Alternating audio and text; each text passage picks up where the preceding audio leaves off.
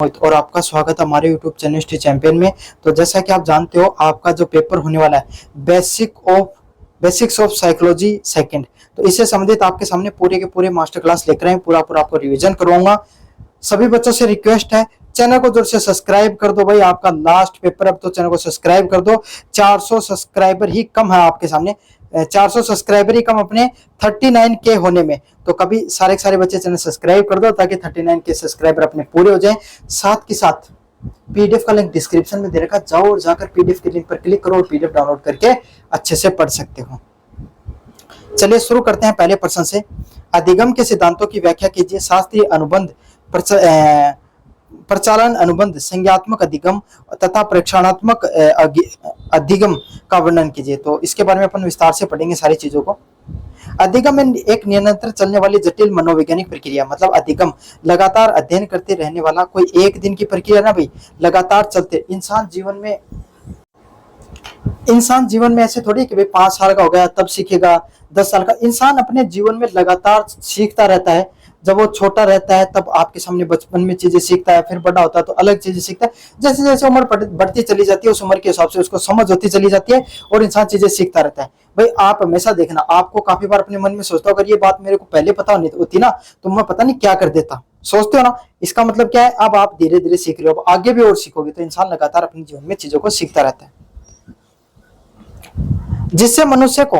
जिससे मनुष्य के अनुभव, परीक्षण एवं अभ्यास के लिए परिणाम स्वरूप व्यवहार में स्थायी परिवर्तन आता है।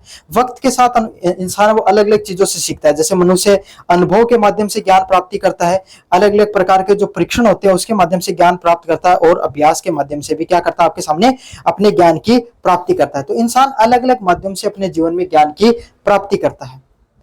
प्रमुख मनोविज्ञान ने इसे गहराई से समझाने हेतु कई महत्वपूर्ण एवं प्रमाणिक सिद्धांतों को सफलतापूर्ण प्रतिपादन किया है। मतलब कि इंसान अपने जीवन में कैसे चीजों को समझता है, इसके लिए अलग अलग प्रकार के जो सिद्धांत हैं उनका निर्माण किया गया है, जो मानसिक विकास को दर्शाते हैं। और जिसका काम कहता है भाई, अलग अलग प्रकार के जो इंसान के अंदर जो मानसिक विकास होते हैं ना, इसको दर्शाने के आपके सामने अलग अलग सिद्धांतों को प्रतिपादन है वो किया गया है।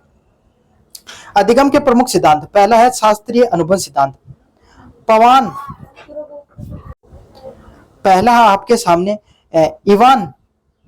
इवान पावलोव के इस प्रमुख सिद्धांत के अनुसार एक तटस्थ उद्दीपन घंटी का स्वभाव उद्दीपन भोजन के साथ निरंतर प्रस्तुत करता है। जो व्यक्ति तटस्थ उद्दीपन के साथ हमेशा स्वाभाविक अनुक्रिया करना पूरी तरीके से सीख देता है। देखो, शास्त्रीय अनुबंध एक सिद्धांत था जिसमें अगर कोई व्यक्ति को क्या होता था, आपके सामने घंटी, एक परीक्षण किया गया जिसमें कोई जानवर था जिसको क्या घंटी बजाते आपके सामने भोजन दिया जाता था।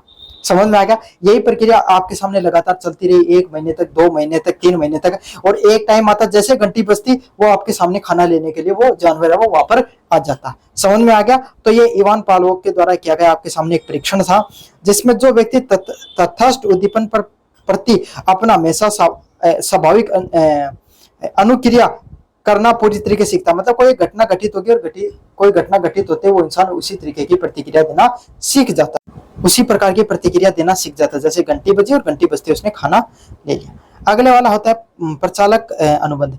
BF स्किनर के अनुसार प्राणी व्यवहार अपने परिणाम, पुरस्कार या दंड द्वारा नियंत्रित होता है। हर व्यक्ति के अपने अपने विचार थे। स्किनर ने क्या कहा, इंसान को, जैसे क्लास में आपके सामने बच्चे पढ़ रहे हैं, तो अगर क्लास में आपने ये कर दिया ना कि आपके सामने अगर मैं कोई भी बच्चा अच्छे नंबर लेकर आएगा तो उसको टॉफी दूंगा, तो काफी ज्यादा बच्चे होंगे आपके सामने जो क्या करेंगे, आपके सामने टॉफी के बहाने अच्छे नंबर लाना शुरू कर देते हैं। काफी विद्यार्थी होते हैं ना ऐसा।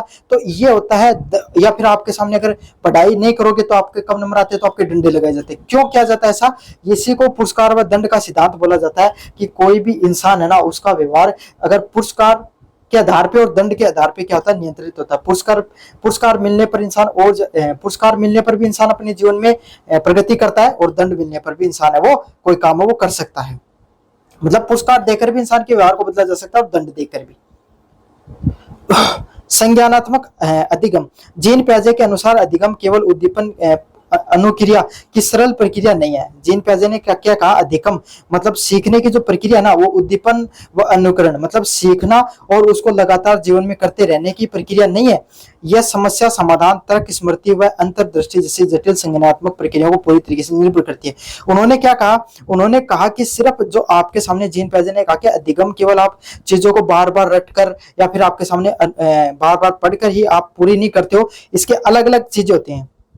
जैसे कोई समस्या है तो उसके समाधान के लिए कोई प्रयास किया जाए, अगर आपको लॉजिक देते हो, याद करते हो चीजों को, और अंतर्दृष्टि। चाहे देखो एक चीज बताओ, कदे कदे अब पेपर रहता रहो, एक तैयारी के लिए क्या करोगे, आपके सामने अलग अलग चीज कर सको, है ना। जैसे कि आप मेरी क्लास भी देख सकते हो, है ना, लॉजिकली भी पढ़ सकते हो कैसे, है ना, और आपके सामने बार बार स्मृति में भी कॉन्सेप्ट्स को पढ़ सकते हो। प्रशिक्षणात्मक अधिगम, अल्बर्ट बंडूरा ने सिद्धांत के अनुसार व्यक्ति केवल अपने अनुभव से नहीं बल्कि समाज में दूसरों के व्यवहार को प्रत्यक्ष देखकर व अनुकरण भी करके भी नई नई चीजें सीखता है।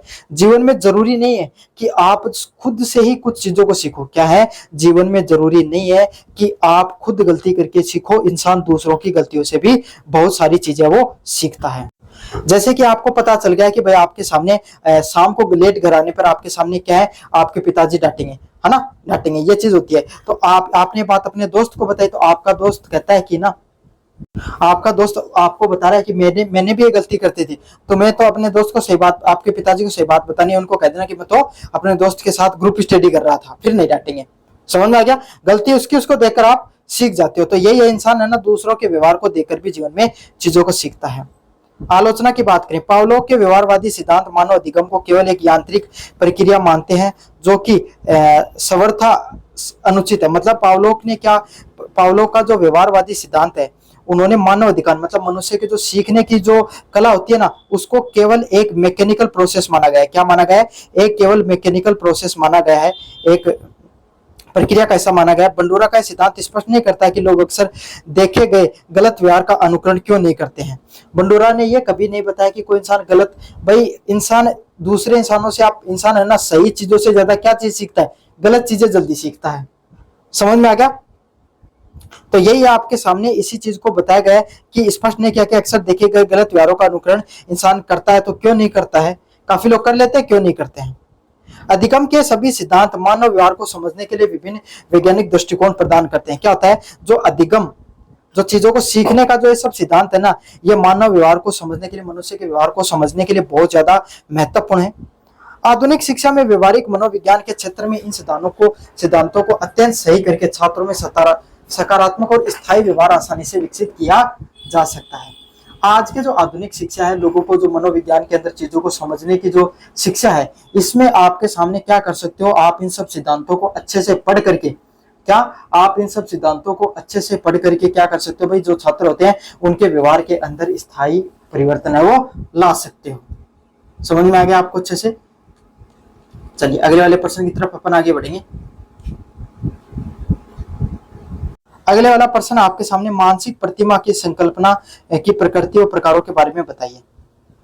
चिंतन प्रक्रिया में मानसिक प्रतिमा और संकल्पना दोनों अत्यंत महत्वपूर्ण व संज्ञानात्मक उपकरण है। मतलब आपके सामने मानव चिंतन प्रक्रिया में मानसिक प्रतिमा, मेंटल इमेजिनरी, मतलब आप अपने दिमाग में चीजों को इमेजिन करते हो, दिमाग में चीजों को सोचते हो, ये सबसे जरूरी मनुष्य के जो चिंतन सोचने की प्रक्रिया का सबसे अभिन्न अंग होता है। वे उपकरण बाहरी भौतिक वस्तुओं की अनुपस्थिति में ही भी हमारे मस्तिष्क और उनके बारे में सोचने और समझने की विभिन्न जटिलताओं, समस्याओं व सफलतापूर्ण समाधान खोजने के लिए बहुत अधिक सहायता प्रदान करते हैं। क्या होता है आपके सामने, ये उपकरण जो मेंटली इमेजिनरी हो गया, है ना, ये सब क्या करते हैं, आप इंसान बाहरी वस्तुओं की, भाई आप अपने दिमाग में सोचना कि भाई मैं गाड़ी लेके आऊंगा तो यहाँ की लेके आऊंगा, BMW लेके आऊंगा, लाल कलर की लेके आऊंगा, नीले कलर की, ये सब सोचते हैं ना। तो यही होता है, बाहर की भौतिक वस्तुओं को अपने अपने दिमाग में हमने चीजों को सोच लिया है। अच्छे से समझना और अलग अलग प्रकार की जो समस्याएं होती है ना, उन समस्याओं को सफलतापूर्ण, उनके अंदर जो समस्याएं होती है उनके समाधान खोजने के अपन प्रयास वो करते हैं। मानसिक प्रतिमा क्या होती है, मानसिक प्रतिमा किसी व्यक्ति, वस्तु, घटना की वो आंतरिक मानसिक चित्र है जिसे हम अपनी आंखों के सामने न होने पर भी अपने मन में प्रकट व महसूस करते हैं। मतलब काफी बार आपने भी अपने जीवन में सब क्या होगा कि वो चीज आपके पास नहीं हो, फिर भी आपने अपने दिमाग में उन सब चीजों को सोच लेते हो ना। मैंने आपको उदाहरण देके बताया ना कि भाई मैं गाड़ी लेकर आऊंगा तो ऐसा करूंगा, ये करूंगा, वो करूंगा। जिसे हम अपनी आंखों के सामने न होने पर भी अपने मन में उन सब चीजों को महसूस कर लेते हैं। प्रकार, इसमें प्रमुख प्रकारों में दृश्य प्रतिमा चीजों को देखना, श्रवण प्रतिमा ध्वनियों को मन से सुनना, और गतिक प्रतिमा शारीरिक गतिविधियों मानसिक संकल्पना करना है। मतलब इसके अलग अलग प्रकार होते हैं। जैसे दृश्य प्रतिमा क्या होती है? चीजों को देखना। दृश्य प्रतिमा क्या होती है? आप चीजों को देखकर अपने मन में अनुभूति कर लेते हो। ठीक है। श्रवण प्रतिमा क्या होती है? जो ध्वनियां होती हैं, अलग अलग प्रकार की जो ध्वनियां निकाली जाती है उनको मन में सुनना हो गया। गतिक प्रतिमा क्या होती है? अलग अलग प्रकार की जो शारीरिक गतिविधियों, मैं फुटबॉल मेरे को फुटबॉल मैच खेलना है तो मैं फुटबॉल के अंदर ऐसे खेलूंगा, ये सब सोच रहे हो, वो किसमें आएगी? गतिक प्रतिमा में। श्रवण क्या है? आपको कोई म्यूजिक वगैरह कॉन्सर्ट में जा रही, म्यूजिक कॉन्सर्ट में, तो आप सोचोगे वहां पर ऐसा गाना गाया जाएगा, ऐसा होगा, इन सब चीजों के बारे में तो अपने मन में चीजें सोच लेते हो, वही आ जाता है। संकल्पनाएं उन वस्तुओं की, घटना या विचारों का एक मानसिक समूह या श्रेणी है जिसमें जिसमें कुछ समान विशेषताएं होती हैं। संकल्पनाएं क्या होती हैं? कोई भी वस्तु, कोई भी घटना। प्रकार, इसमें इसके अंतर्गत मुख्य रूप से प्राकृतिक संकल्पनाएं जो हमारे दैनिक जीवन के अनुभव के कारण बनते हैं। क्या होता है? इसके अंतर्गत अनेकों प्रकार की चीजें आती हैं। जैसे अपन जीवन के, जो अपना दैनिक जीवन होता है उससे जो चीजें अपन अलग अलग प्रकार की गलतियां करते हैं उससे भी सीखते हैं, अलग अलग प्रकार की अच्छी चीजें उससे भी सीखते हैं। तो जीवन में जो अलग अलग प्रकार की गतिविधियों के माध्यम से सीखते हो उसकी जो संकल्पनाएं वे हैं वो भी इसके अंतर्गत आती हैं।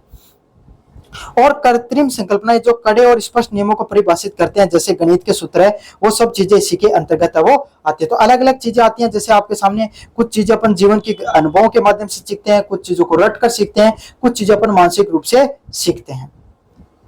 चलिए, मानसिक, जैसे आप कोई भी कहानी पढ़ते हो तो उस कहानी को जब पढ़ते रहते हो तो आपके दिमाग में वो सारी चीजें चलती रहती हैं। मानसिक प्रतिमाएं सभी व्यक्तियों में एक समान नहीं होती। अलग अलग प्रकार के व्यक्ति अलग अलग प्रकार के चीजें सोच सकते हैं। कुछ लोगों की क्षमता कम होती है, कई लोग अपने दिमाग में कम चीजों को इमेजिन कर पाते हैं और उन्हें अध्ययन में कठिनाई होती है। जो इंसान की इमेजिनरी पावर जितनी ज्यादा अच्छी होगी वो उतना ही ज्यादा अध्ययन शैली के अंदर बेहतरीन और मजबूत होगा। कई बार गलत संकल्पनाएं भारी पूर्वाग्रहों को जन्म देती है। कई इंसान गलत चीजों के बारे में अपनी इमेजिनरी थिंकिंग बना देते हैं और वही चीजें उन्हें आगे जाकर परेशान भी करती हैं।